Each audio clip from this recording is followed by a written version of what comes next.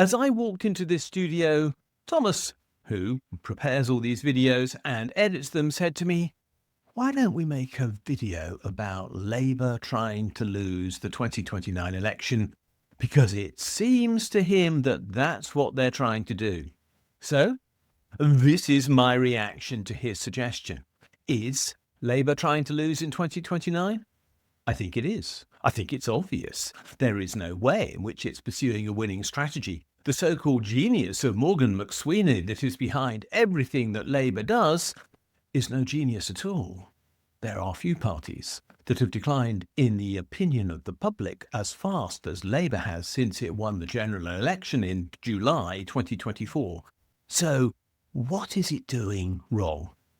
First of all, let's be clear, it's got the economy wrong. It promised growth and there is no growth of any consequence. So far this year, it's about 0.4%, which is, frankly, neither here nor there in the grand scheme of things.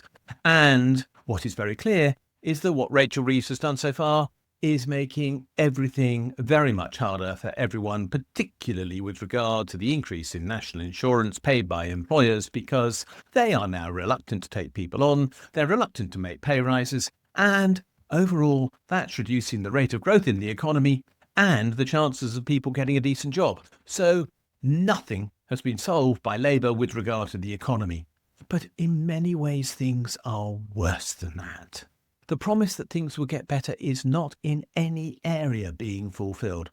The claim that the NHS is better is nonsense, and we're heading for another reorganisation of the NHS, which is going to create more mayhem. And meanwhile, we know that there are doctors and nurses who are queuing for jobs and not getting them because Labour won't fund those posts. And as a consequence, there are still 7 million people waiting on waiting lists for appointments that they need and which they could have if only Labour would pay up. There are problems in our schools, and in particular with regard to special educational needs, and lots of people have children who have those needs right across the income spectrum. And there's a housing problem. And Labour's promise to build hundreds of thousands of new houses is so far looking like nothing better than a statement on a piece of paper.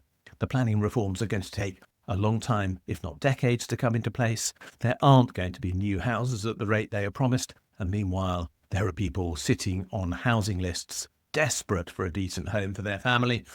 And even when they get a home, very often they're substandard. Labour isn't putting the money into housing that could transform people's lives. And all of that is creating anger. Anger that is being fueled by the right wing into anti-immigrant rhetoric. They are blaming the immigrants for the fact that there is a shortage of appointments in the NHS. They are blaming immigrants for taking up education resources. And most of all, they are blaming immigrants for taking up housing. The fact is that all of those things are largely untrue because, in fact, immigrants are staffing the NHS and staffing education and are not getting prior access to housing, but that does not change their perception. People are angry, and they're angry because they're not being heard. And that is the biggest reason why Labour is failing. It's not reflecting what people think on the ground or giving them the chance to make their voices heard. It's ignoring its own MPs, it's ignoring its own members, it's ignoring the public, it's ignoring the pleading voices from the media. It's just doing what it wants to suit its donors, and they are frankly on the right wing and are neoliberal and want to crush the size of government, and that appears to be its sole agenda. If they had sense, they would listen to people. They would change the voting system, not to give 16-year-olds and 17-year-olds the vote, although I'm not in principle that worried about that move, but to give us proportional representation so that parties would get a fair proportion of seats in Parliament, which they clearly have not got at present. And as a result, I know I am saying that Nigel Farage would have more seats in the next Parliament than he does now. And if that's what the public wants, that's what the public should get. That's precisely what Labour isn't understanding. Politics is a game of finding compromises, it's a game of winning arguments, it's a game of actually meeting the needs of people, and Labour isn't doing any of those things. No compromising, no listening to the public, no meeting of needs, and lots of angry people as a consequence. No wonder Labour is failing badly. And come 2029, who's going to be left to vote for it? There are going to be a few die-hard enthusiasts, but frankly, I can see a very large number of P45s being issued to redundant Labour MPs whenever the election is that year, because no one is going to want a Labour MP in 2029. Thanks for watching this video.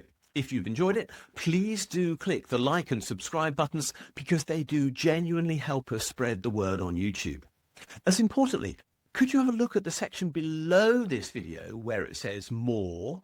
And there you'll find a link to my blog. And if you follow that for the specific link to the blog entry related to this video, you'll find a transcript of this video and lots of other related material, plus a ChatGPT prompt that you could use to write a letter to your MP on the contents of this video, which will turn you into a campaigner, which will be a great thing to do.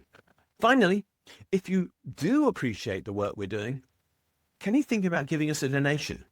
If you'd like to do so, there's a link below, or you can find one on my blog where there's a Ko-fi button saying, please buy me a coffee. Thanks a lot, and we'll see you again soon.